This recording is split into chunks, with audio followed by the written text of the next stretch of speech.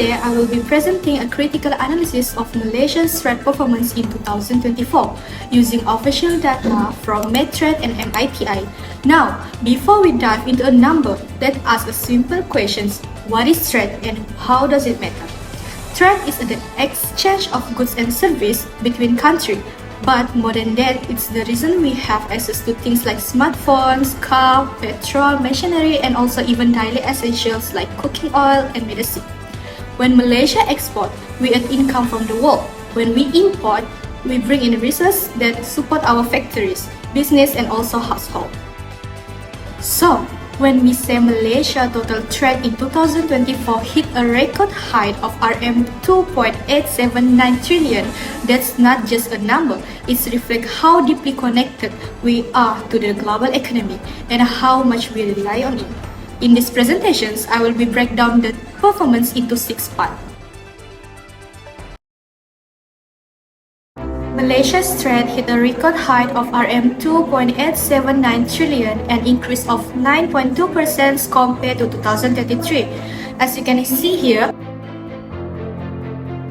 what does this mean? Even though export increased, import also increased more sharply, which reduced Malaysia's trade surplus. Think of like this, if you earn RM 5,000 and spend 4,000, your surplus is RM 1,000.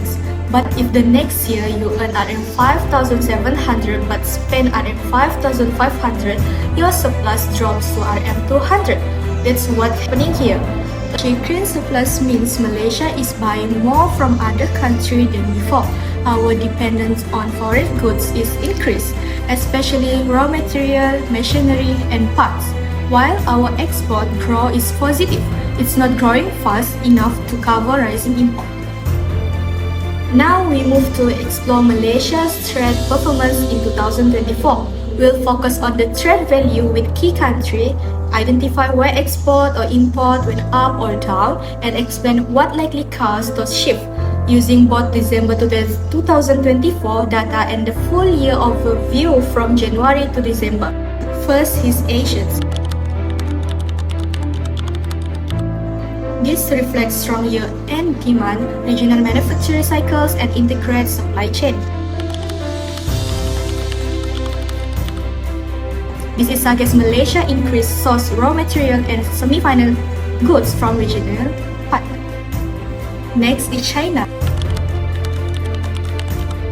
However, for the full year, export to China dropped to RM 187.67 billion to 2.2% decrease.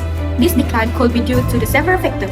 First is the slowdown in China domestic demand, reduced industrial activity in early 2024, and China shifting towards more self-reliance for certain goods.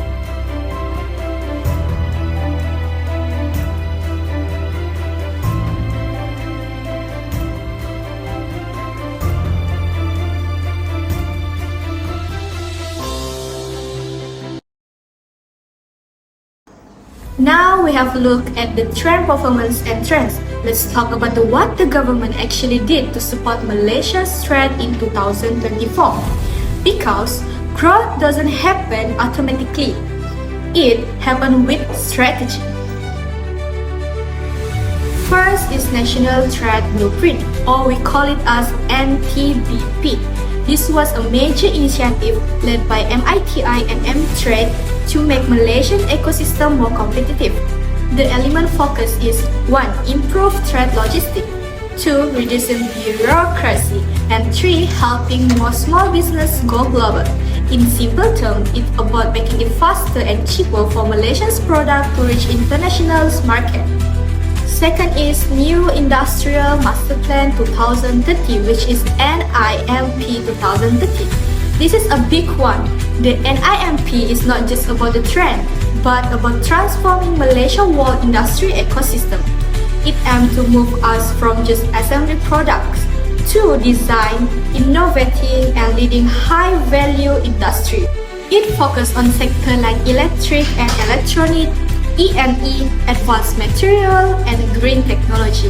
So, when we see the E&E export hit RM 601 billion last year, that's not just a luck, that's a part of a bigger industrial strategy.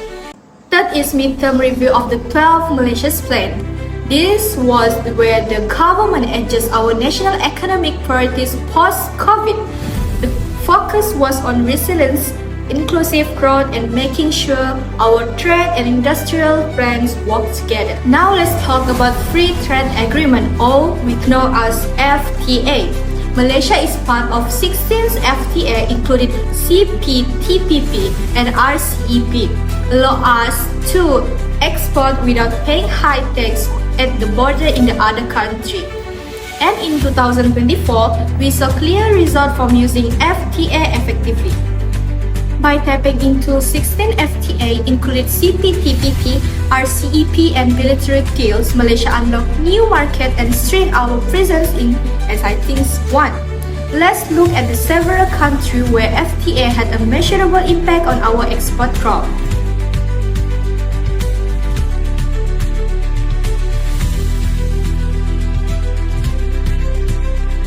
All of these examples prove that Malaysia FTA are more than just signed documents. They are active economic tools. By using them strategically, we have diversified our market, reduced reliance on traditional partners, and support the growth of higher value exports. Based on the trend we saw in 2024, we can expect Malaysia trade to continue growing in 2025, but at a slower and more stable pace. According to the Ministry of Finance, total trade is expected to grow around 4% with export increase by 3.9% and imports by 4.1%. This lower growth isn't a bad thing. It simply reflects a global economy that started to establish after the post-pandemic recovery.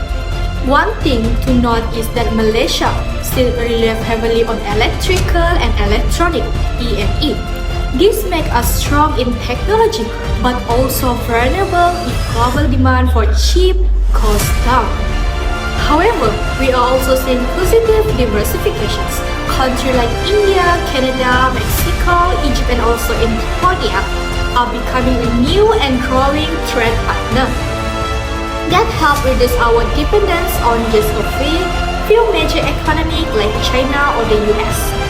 Even at the same time, global risks still exist, like the Ukraine war, Red Sea disruptions, and especially the upcoming US election, which could affect global trade policy. Malaysia already has a strong plan in place, like the National Trade Blueprint and Industrial Master Plan. But in 2025, the focus should be execution. Having a strategy is good, but making it work is even more important. Now, what can we do better in 2025? How can we build a trade ecosystem that is not only stronger, but smarter and more future-proof? So these are my recommendations.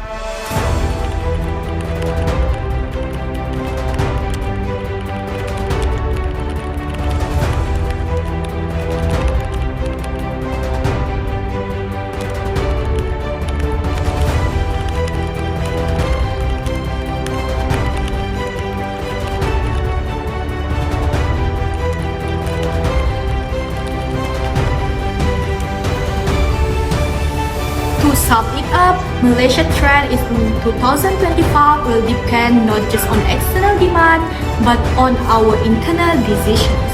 How we involve, how we implement policy, and how we position ourselves in a rapidly changing global economy. That's all for me. Thank you.